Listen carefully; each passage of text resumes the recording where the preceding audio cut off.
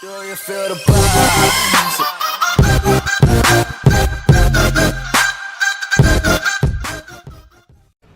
What's up, YouTube? It's Carolina Calvin coming back to you with another video. In this video, I want to give my thoughts on Injustice 2. As you see in this video, I'm playing with Batman. The fucking armor looks badass. But the two characters I do play with that I have leveled up are Batman and Superman. I'm still looking for a third, but trying to get all their combos down packed, so you can pretty much I can pretty much do them with these. But I wanted to talk about this game because I didn't really talk about Injustice 1. I didn't really talk about Mortal Kombat 9 or 10 because I'll be honest, I didn't play them as much as I'm actually playing this. Especially the first Injustice.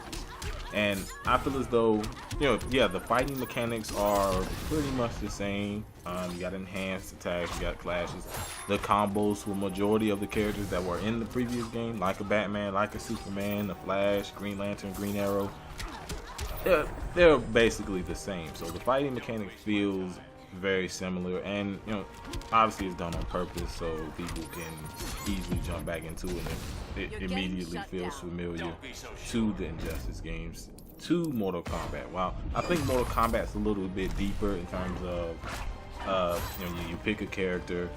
You have essentially 3 different ways of playing with them. You have different variations with each character. Injustice 2 doesn't, Injustice 1 or 2 doesn't really have that, but I do feel as though Injustice 2 is a little bit deeper than the first Injustice. You have different abilities that you can add on, which a lot of people don't play with.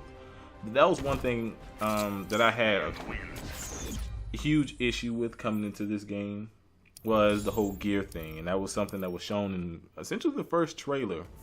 When they showed Superman, Batman, Flash, I think Wonder Woman was in there too.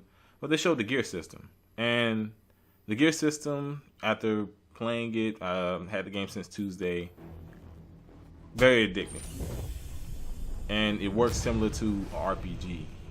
And that's crazy saying that about a fighting game, but it works very similar to an RPG in terms of you have different stats. Your stats increase as you level up. You can get different gear. You have different, every time you do a match, you have a chance to get gear, maybe with the character you're playing with or another character. Not only that, but your overall profile levels up, and you get different things for leveling up your profile. You have guilds, essentially like an MMO. You can get what is called mother boxes. You have different rarities: bronze, silver, gold, platinum, and diamond. And each one obviously is rarer than the other. And you can buy these with credits, which credits you earn for just fighting, either from story mode, single matches against computer, the multiverse, which is similar to the ladder in the Mortal Kombat games. And it gives you 5 planets, and the planets are on a timer. When that timer expires, the planet disappears. It immediately puts up a new one, and when you go to it, it varies in difficulty. You have different environmental effects that happen during the match. As you see in this match I'm playing in, it has different certain amount of characters. Sometimes it's 5, sometimes it's 8, 12, and like I said, it varies in difficulties. Some of the enemies will whoop your ass. When you get to level 20, you got a 5-star difficulty. That's when it gets really tough. But I just wanted to show you guys exactly how this multiverse thing works, and it's very fun because it's constantly changing, and it could change to something where you got to play with Darkseid, which let me talk about that for a second. There are 29 characters in the game. Darkseid, you say 28 because you had to pre-order to get Darkseid, so huge issue with that. If he's in the base game, he was already finished before the game came out. Put the guy in the damn game so everybody can play with him. He's actually a good character. I don't know.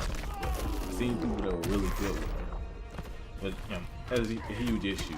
I think the roster, there are a couple characters I would change out, but I like the roster. I already told you I play with. They're essentially the Sub-Zero, Scorpion of the Mortal Kombat games. 2 of the most popular characters in the game, at least in terms of their comic lore.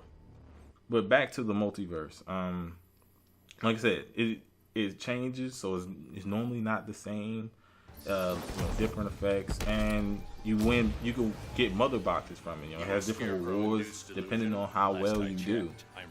So I thought that was a good addition. I talked about the guilds. The guilds can have up to 50 people, which they actually have a really unique mode. Because the guild itself has its own multiverse, and there's a mission where you can fight a really tough enemy, enemy in the game. It could be a random character. I remember there was one for Cheetah. She was really tough. You can go in there with 2 other friends, and you kind of like tag out each person has to go in there and fight her.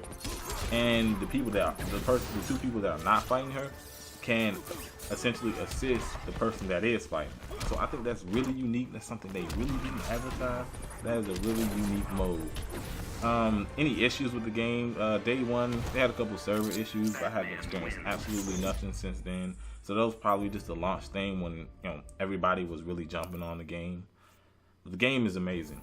Not really good at doing reviews, but I guess you want to count this as one. But I have not played the story, so I can't really count it as a review. I have not played the story.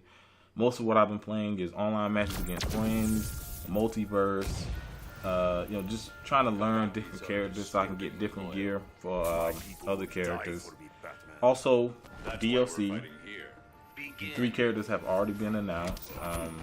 I'll link the trailer down in the description.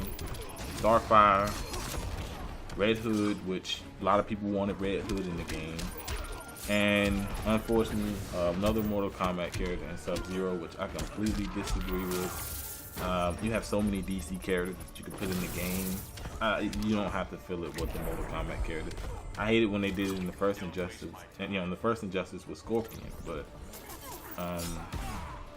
also in that trailer they showed 6 more characters.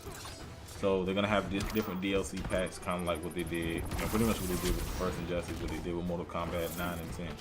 But really liking the game. I'm probably gonna come back and do another video after I complete the story mode.